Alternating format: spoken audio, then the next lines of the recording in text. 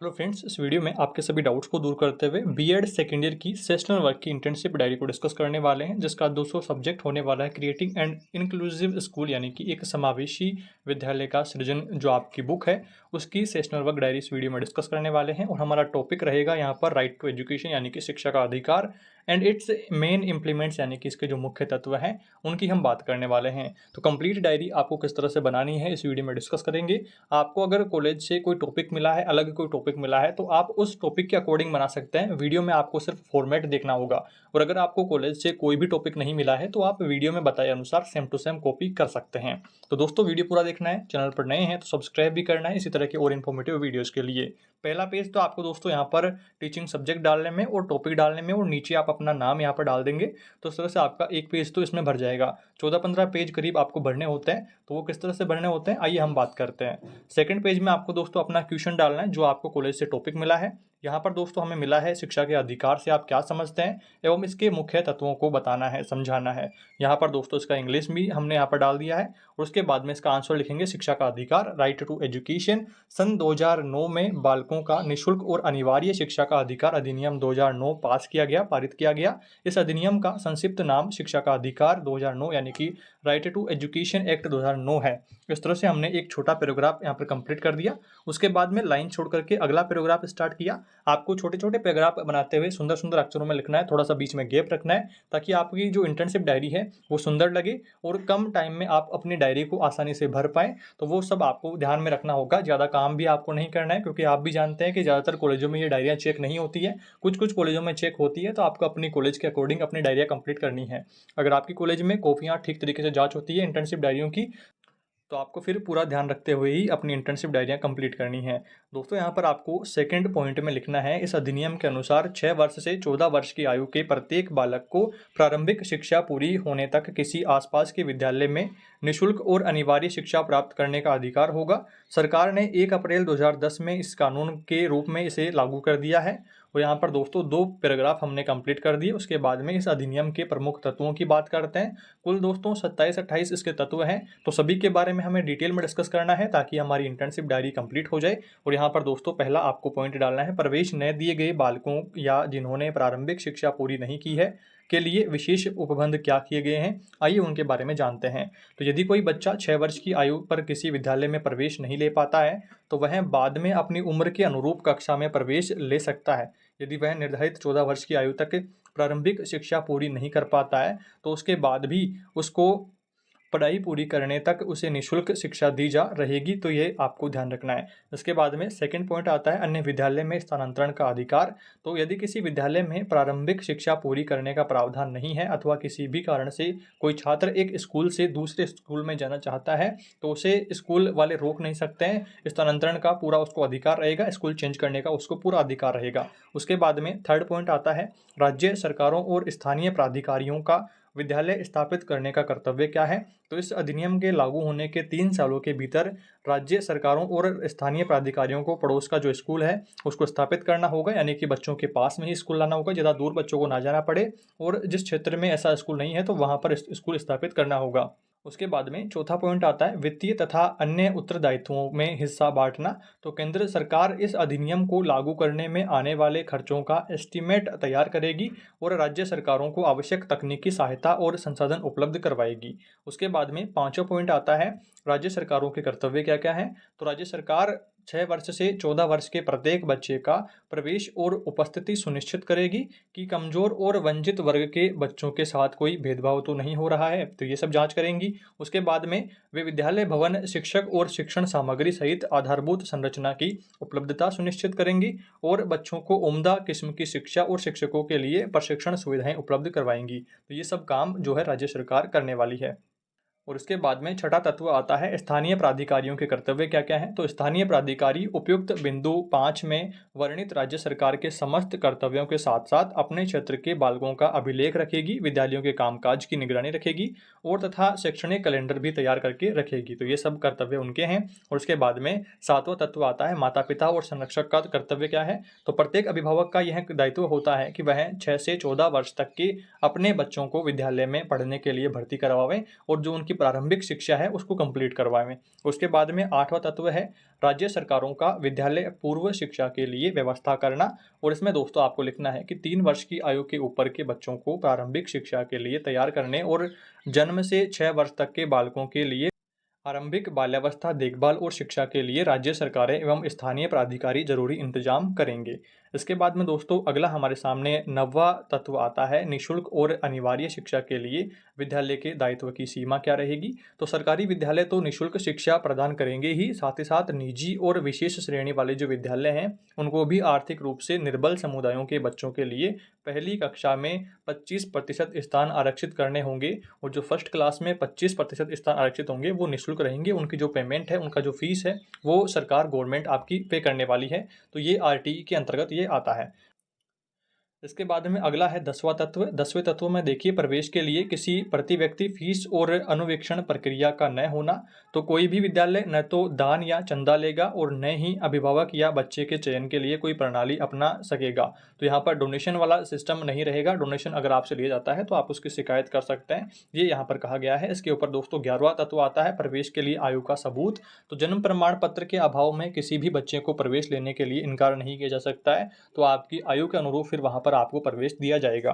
उसके बाद में बात करते हैं 12वां तत्व प्रवेश से इनकार न करना। तो स्कूल में प्रवेश तिथि के निकल जाने के बाद भी किसी बालक को प्रवेश से इनकार नहीं कर सकते हैं, उसकी पढ़ाई को बाधित नहीं कर सकते हैं, तो उसको प्रवेश देना ही पड़ेगा। स्कूली शिक्षा की यहाँ पर प्रारंभिक शिक्षा की बात हो रही है। इसमें दोस्तों बात करते हैं 13वें तत्व के ऊपर रोकने और निष्कासन का प्रतिषेध। तो किसी भी बच्चे को किसी कक्षा में रोका नहीं जाएगा और न ही स्कूल से निष्कासित किया जाएगा। तो ये बातें भी आपको ध्यान रखनी है। इसके बाद में अगला तत्व है बालक को शारीरिक दंड और मानसिक उत्पीड़न का प्रतिषेध। तो किसी भी बालक को शारीरिक या मानसिक यातना नहीं दी जाएगी, ना ही उसकी पिटाई की जाएगी। और उसके बाद में 15वां तत्व है विद्यालय के मान और मानक। जो स्कूल अधिनियम लागू होने से पूर्व स्थापित हो चुके थे तथा निर्धारित मानक पूरे नहीं करते हैं, उन्हें अधिनियम लागू होने के 3 वर्ष के अंदर समस्त मानक पूरे करने होंगे, समस्त सुविधाएं वहां पर उपलब्ध करवाई जानी होगी। इसके बाद में 16वां तत्व आता है अनुसूची का संशोधन करने की शक्ति। तो केंद्रीय सरकार अधिसूचना द्वारा किसी मान या मानक को अनुसूची में परिवर्धन एडिंग या फिर उसका लोप उसको हटा सकती है और उसका संशोधन कर सकती है। इसके बाद में 17वां तत्व है विद्यालय प्रबंधन समिति, जो कि दोस्तों विद्यालय के कामकाजों को देखती है। तो अनुदान न पाने वाले जो निजी स्कूल होते हैं उनको छोड़ करके सभी स्कूल यानी कि जो गवर्नमेंट वाले जो स्कूल होते हैं उनमें प्रबंधन समिति का एक गठन करेंगे, जिसमें जनप्रतिनिधि अभिभावक भी होंगे और शिक्षक भी उसमें शामिल रहेंगे। यह समिति कामकाज का मॉनिटर करने जैसे कार्य करेगी। इसके बाद में 18वां तत्व है विद्यालय विकास योजना। बिंदु 17 में वर्णित विद्यालय प्रबंधन समिति स्कूल विकास की योजना बनाने और उसकी संस्तुति करने का कार्य करेगी। इसके बाद में 19वां तत्व आता है शिक्षकों की नियुक्ति के लिए अर्हताएं और सेवा के निबंधन और शर्तें क्या क्या रहेंगी। तो आइए उनके बारे में बात करते हैं। शिक्षकों की नियुक्ति के लिए न्यूनतम योग्यता का निर्धारण केंद्र करने का कार्य करेगी।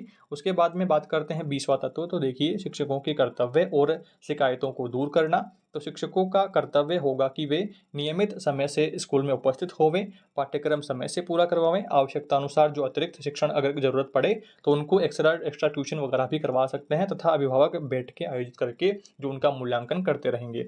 इसके बाद में बात करते हैं छात्र शिक्षक अनुपात, आपका 21वां तत्व है। इसमें देखिए इस अधिनियम के लागू होने के 6 महीने बाद राज्य सरकार और स्थानीय अधिकारियों को यह सुनिश्चित करना होगा कि शिक्षक छात्र अनुपात प्रधानाध्यापक को छोड़ करके 1:40 से अधिक न, यानी कि एक अध्यापक और 40 बच्चे होने चाहिए। अगर 41-42 भी हो जाते हैं तो फिर 2 शिक्षक वहां पर लगाए जाएंगे। ये बातें आपको ध्यान रखनी है। इसके बाद में 22वां तत्व आता है शिक्षकों की रिक्तियों का भरा जाना। तो राज्य सरकार और स्थानीय अधिकारी यह सुनिश्चित करेंगे कि किसी स्कूल में शिक्षक के रिक्त पद कुल स्वीकृत पद संख्या से 10% से अधिक नहीं होने चाहिए। अगर एक आध एक्स्ट्रा टीचर है तब तो कोई दिक्कत नहीं है, पर ज़्यादा वहाँ पर नहीं होने चाहिए एक्स्ट्रा टीचर। और दोस्तों 23वां तत्व है गैर शैक्षिक परियोजनाओं के लिए शिक्षकों को अभिनियोजित किए जाने का प्रतिषेध। तो शिक्षकों से गैर शैक्षणिक कार्य सिर्फ जनगणना, चुनाव और आपदा राहत को छोड़ करके नहीं कराए जाएंगे। 24वां दोस्तों तत्व आता है यहाँ पर पाठ्यक्रम और मूल्यांकन प्रक्रिया। सरकार द्वारा निर्दिष्ट शिक्षा प्राधिकार परिषद संविधान में निहित मूल्यों के अनुरूप इसका निर्धारण करेगा और बच्चे के बहुमुखी विकास पर ध्यान देने के साथ साथ उसे भय, कष्ट और चिंता से मुक्त कराने का कार्य भी करेगा। इसके बाद में मूल्यांकन व्यापक और सतत होता है, ये पॉइंट भी आपको ऐड कर देना है। उसके बाद में 25वां तत्व आता है परीक्षा और समापन प्रमाण पत्र। तो किसी भी बच्चे को प्रारंभिक शिक्षा पूर्ण होने से पहले बोर्ड की कोई भी परीक्षा नहीं देनी होगी। प्रारंभिक शिक्षा पूर्ण करने वाले प्रत्येक बच्चे को प्रमाण पत्र दिया जाएगा। इसके बाद में 26वां तत्व है राष्ट्रीय सलाहकार परिषद का गठन। तो प्रस्तावित राष्ट्रीय सलाहकार परिषद का गठन केंद्र सरकार करेगी। इसका काम अधिनियम के प्रावधानों को प्रभावी ढंग से लागू करने के बारे में केंद्र सरकार को परामर्श देना होगा।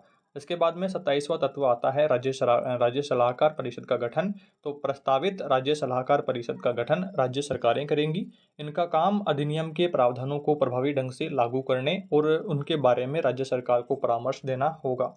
तो पहले हमने केंद्र सरकार की बात कर ली, उसके बाद में राज्य सरकार की बात कर ली, और अब बात करते हैं 28वां तत्व सर्व शिक्षा अभियान यानी कि SSA की बात करेंगे। तो सर्व शिक्षा अभियान सबके लिए शिक्षा हेतु एक जन आंदोलन है जिसका उद्देश्य विद्यालय गतिविधियों में समुदाय की सक्रिय सहभागिता से सभी समुदायों एवं वर्गों को संतोषप्रद गुणवत्तापूर्ण उपयोगी एवं प्रासंगिक जो शिक्षा है उपलब्ध करवाना है। उसके बाद में अगला बिंदु आपको लिखना है कि इसका उद्देश्य 6 से 14 वर्ष आयु वर्ग के सभी बच्चों को उपयोगी तथा कोटिपरक शिक्षा प्रदान करना है तथा यह प्रारंभिक शिक्षा को मिशन रूप में प्रदान करने संबंधित जरूरत को पूरा करने का एक प्रयास है। इसके बाद में अगला बिंदु आपको लिखना है छोटे छोटे पैराग्राफ के रूप में। तो इस कार्यक्रम में स्त्री पुरुष असमानता तथा सामाजिक अंतर को समाप्त करने की परिकल्पना भी की गई है। इस तरह से आपको पॉइंट्स लिखने हैं, और अगर फिर भी आपकी डायरी ना भरे तो शिक्षा संबंधित आपको कुछ पॉइंट्स यहाँ पर और ऐड कर देने हैं, जैसा कि हमने यहाँ पर किया है। तो अक्टूबर 1998 में हुए राज्यों के शिक्षा मंत्रियों के सम्मेलन की सिफारिशों के आधार पर समुदाय की सहभागिता में प्रारंभिक शिक्षा के सार्वजनिकरण के लिए सर्व शिक्षा अभियान को नवंबर 2000 में मंजूरी दी गई। इसके बाद में सेकंड पैराग्राफ आपको लिखना है कि राजस्थान में यह योजना वर्ष 2001-2002 में प्राथमिक शिक्षा के सुदृढ़ीकरण व संपूर्ण साक्षरता के लक्ष्य को प्राप्त करने हेतु भारत सरकार व राज्य सरकार की 85:15 यानी कि यहाँ पर केंद्र सरकार की 85 और राज्य सरकार की 15 यहाँ पर इनकी भागीदारी रही है, शुरू की गई। और अब यह भागीदारी 65 तो रही है केंद्र की और 35% यह राज्य सरकार की यहाँ पर रही है, इनकी कर दी गई है। इसके बाद में अगला बिंदु आता है इनकी नोडल एजेंसी राजस्थान प्राथमिक शिक्षा परिषद है। तो इस तरह से दोस्तों आपकी ये सेशनल वर्क डायरी जो कि दोस्तों हमने शिक्षा के अधिकार आपके टॉपिक पर थी तो कंप्लीट हो गई है। इस तरह से आपको अपनी इंटर्नशिप डायरी कंप्लीट कर लेनी है। आपको अगर अलग टॉपिक मिला है तो सेम फॉर्मेट में आपको इस तरह से छोटे छोटे टॉपिक्स बना करके अपनी इंटर्नशिप डायरी को कंप्लीट करना है और अपने 14-15 पेज जो आपको भरने होते हैं उनको भरना है। कोशिश करनी है कि आप सुंदर हैंड राइटिंग में लिखें और थोड़ा सा अक्षरों के बीच में थोड़ा गैप लेकर के लिखें ताकि आपकी हैंड राइटिंग सुंदर लगे। और अगर आपके कॉलेज में कॉपियाँ जो आपकी इंटर्नशिप डायरियाँ हैं वो अगर स्ट्रिक्ट चेक होती हैं तब भी आपको कोई भी दिक्कत ना रहे। आई होप दोस्तों आपके सारे डाउट्स इस वीडियो में क्लियर हुए होंगे। मैंने ठीक तरीके से उच्चारण करने की कोशिश करी है। अगर फिर भी कोई डाउट रहता है, फिर भी आपको कहीं पर कोई चीज़ समझ में नहीं आती है, कोई बात समझ में नहीं आती है, तो आप मुझे कमेंट कर सकते हैं या फिर टेलीग्राम पर या इंस्टाग्राम पर मुझे मैसेज भी कर सकते हैं। इस वीडियो में दोस्तों इतना ही। जल्दी मिलेंगे अगली सेशन वर्क डायरी के लिए। और अगर आपको वीडियो से बनाने में दिक्कतें आती हैं तो सेशनल वर्क की कंप्लीट जो इंटर्नशिप डायरियां हैं आपकी साथ जो आपके 8-9 सब्जेक्ट्स हैं उनको सभी की एक साथ मर्ज करके उनकी पीडीएफ का लिंक मैं जल्दी ही आपके डिस्क्रिप्शन में प्रोवाइड करवा दूंगा। तो इस वीडियो के डिस्क्रिप्शन में आपको लिंक मिल जाएगा पीडीएफ का। अगर जिन स्टूडेंट्स को पीडीएफ चाहिए तो लिंक पर क्लिक करके आप वहां से पीडीएफ ले पाएंगे। इस वीडियो में दोस्तों इतना ही। जल्दी मिलते हैं एक नई वीडियो में नई अपडेट्स के साथ। Thanks for watching this video.